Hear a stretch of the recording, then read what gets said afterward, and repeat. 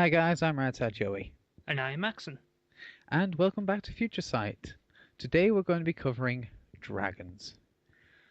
Recently in Japan, Pokemon have introduced a brand new dragon type, and today we're going to go over it. The first occurrence of the dragon type was the mini set, Dragon Selection. This was a 20 card set that introduced us to 17 new dragon type Pokemon. The lines were mostly a 2-2-1 split on some well-known Stage 2s, including Dragonite, Salamence, Haxorus, and it even threw in the basics Latias, Latios, Rayquaza, and Druddigon. Shortly after the release of Dragon Selection, we were given the sets Dragon Blade and Dragon Blast. Two full sets that, as well as encompassing dragons, included a lot of Pokemon from other regions away from Unova. With that stated, we'll cover some of the dragons that are more notable. The first of which is Salamence from Dragon Selection. The major reason that people have chosen to, want this dragon to work is mostly its ability, Lofty Wind. Lofty Wind basically states that anytime during your turn, is it anytime? Once per turn. Yeah, I'm trying to find the text right here. It goes.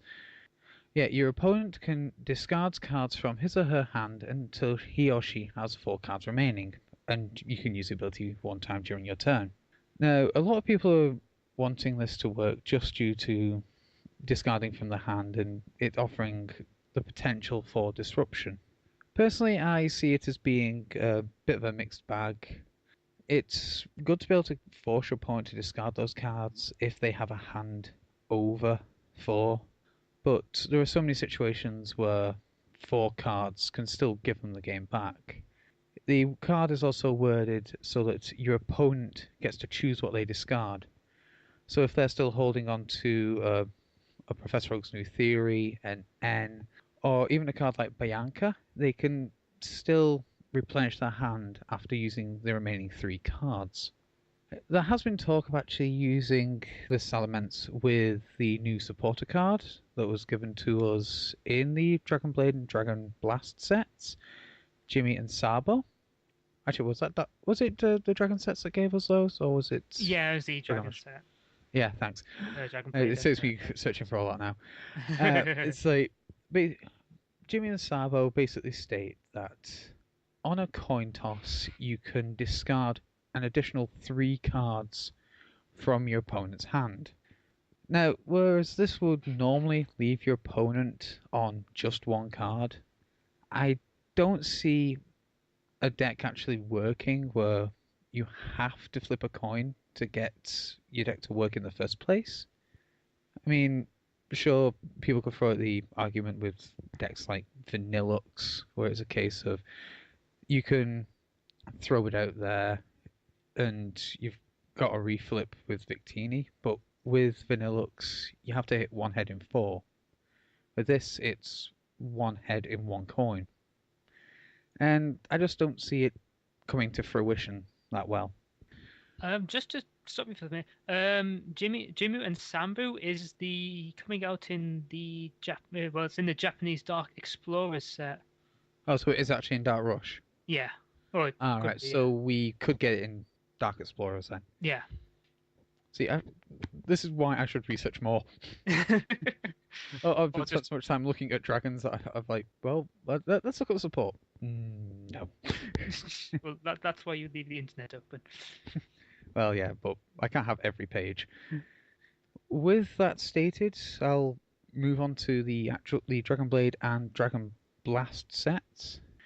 The most notable card line I've seen here is actually that for Garchomp. The major calling card for it is Gabite, oddly enough, instead of the actual Garchomp, just for his own personal ability, the Dragon Call. It allows you to, once per turn, go into your deck, grab a Dragon type card, and show it to your opponent, add it to your hand. This just allows you to actually accelerate his own deck so much more. It could easily be a case of, with him only having 80 hit points, if you have 2 Gibbles out and Candy in hand, you could level ball for the Goodbite, evolve 1 Gibble, go back into your deck for Garchomp, and Candy your other Gibble up to Garchomp. Now, it seems weird me actually saying that the Stage 1's main caller for it, but it also does have a powerful Stage 2 to back it up, that being Garchomp from the same set. The Garchomp is able to attack for 1 fighting energy and will do 60 damage, with the option to discard 1 special energy attached to the defending Pokemon.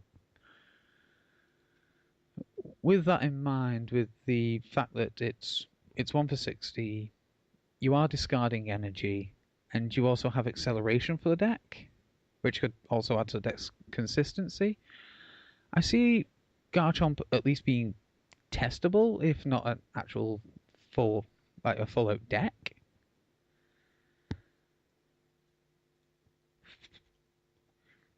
Another point to make note of is actually its secondary attack, the Dragon Blade. For water and fighting, you're able to do 100 damage, but you have to discard the top 2 cards of your deck. Now, 100 for 2 energy is, in my opinion, a really good damage to energy ratio. I mean, it allows you to 2-shot most X's. If you've used a catcher, that's most bench support is out of the question. And if you actually go up against any other dragon type, you've pretty much guaranteed yourself a prize by attaching that second energy. The discard of 2 cards from the top of your deck will only really be a hindrance if you do discard like a Crux card, something that's you will need and you only run a small number of. With Garchomp completely covered now, I want to actually move on to the 1 Dragon Tech card. That is Altaria. It's obviously Stage 1 like all Altarias have been before. Now, for a fully evolved Stage 1, he only has 78 points, which is kind of on the low side. But he more than makes up for that with his ability, Battle Song. It's basically a double plus power for any Dragon-type Pokemon. So Garchomp's 1 for 60 now becomes 1 for 80. It's 2 for 100 becomes 2 for 120. It can take 2 shots and make them into 1 shots if played correctly. It's also searchable by both Leather Ball and by Goodbite's Dragon Call. I mean, it's not exactly something you'd want stuck in the active spot. Sure, it only has a retreat cost of 1, but with 70 hit points, if it gets dragged active, it's more than likely going to get knocked out. With that said, it's still, as I said, a way of taking a 2-hit, making it into a 1-hit. It's probably not going to see its way into every dragon list, but it's going to be at least worth testing, maybe as an optional tech, just to really, and I'm stuck here. You boost Dragon's attack power. Yeah, that's the one. Just to actually boost the attack, actually. That little push. Yeah, the little push. It can be the difference between losing a game and just squeezing that victory out. Yeah. Before we move on to the biggest card for dragons, do you want to add anything, Max? Going back to everything, the silence. The ability reminds me sort of like a judge in a way, but obviously without the disruption of the opponent not being able to control what they get, with more the option they get to choose what they get rid of. And for that reason, I'm not quite sold on the card itself. Its attack requires about 4 energy to work as well on a stage 2. Or the through. Yeah, for the 90 damage. It's not affected by effects. So it gets No. through Eviolite. It 2-shots a bit, but it is 4 for 90. It's a pretty big cost for pretty lackluster damage output compared to the original with the Reshiram and Zekrom, which do 3 for 120. Or even the Garchomp in the same set, which does 10 more damage for half the energy. Yeah, exactly. It's the ability looks nice on paper, but as I say, I don't think it's going to be as groundbreaking as people think it will be. I mean, considering that even if you know you're playing against it, it's not. I can't imagine it being too hard to keep your hand size down to 4, or just discarding cards you like. I mean, against like Zekrom, being able to drop 2 electric energy from your hand is almost a plus. So True, you it's are giving you're technically giving them a +2 on field if they have 2 eels set up, which yeah, is exactly. tends to be their go-to call, really. I mean, a lot of people have mentioned the idea of grabbing 3 for Raikou, but people Mm. will just use the additional energy types. I mean, Rescue at the moment, and they'll place other basics, or they'll find another energy type to take Mm. that third energy. The other thing, Altaria, is the low HP is not too bad considering that people have already started playing with eels. I mean, it's got 70, but eels got another 20, so it is pretty low for a support Pokemon. But the fact that it can help, you can stack it. So if you have 2 Altaria, all your Dragon's attacks will have another 40 damage um, on top of whatever it's doing. With the Garchomp being able to do a 1 for 100 damage is probably one of the best energy to attack ratios we're going to see in the entire format. True. I mean, I don't think anything really beats that. I mean, Mewtwo is variable, but he's 2 energy to get any attack out. And the only really thing I can think of that does 100 and considers 1 energy is, oddly enough, Raikou X. It needs Mm. 3 energy to attack, but it's left with 1. Well, the other That's thing the is only real that thing about it. with the Gabite being able to search for other dragons, it can easily search for other Altarias as well. Yeah, I think the only thing not searchable in like that lineup is actually the Swablu, with it being a normal type. Yeah, oddly enough. Yeah, it's like, well, the basic can't be searched. Oh well. Mm. So, Um, oh, sorry, what were you saying? no, just I think that's everything on what we've mentioned so far. Yeah, I don't think there's anything really to mention about the basics of all the stage ones of what we've talked about just yet.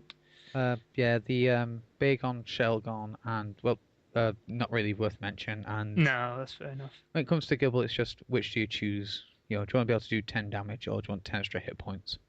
Yeah, that's fair enough. Yeah, it's the same choice you make with any basic, really. Yeah, So with that, I think we should just move on to the big like guy of the set. the biggest dragon we've had yet, the formidable Rayquaza X. Anyone familiar with our second episode actually will remember we mentioned him in passing, being able to stack on to actually use the same eel engine as Raikou, as we've not shut up about this episode.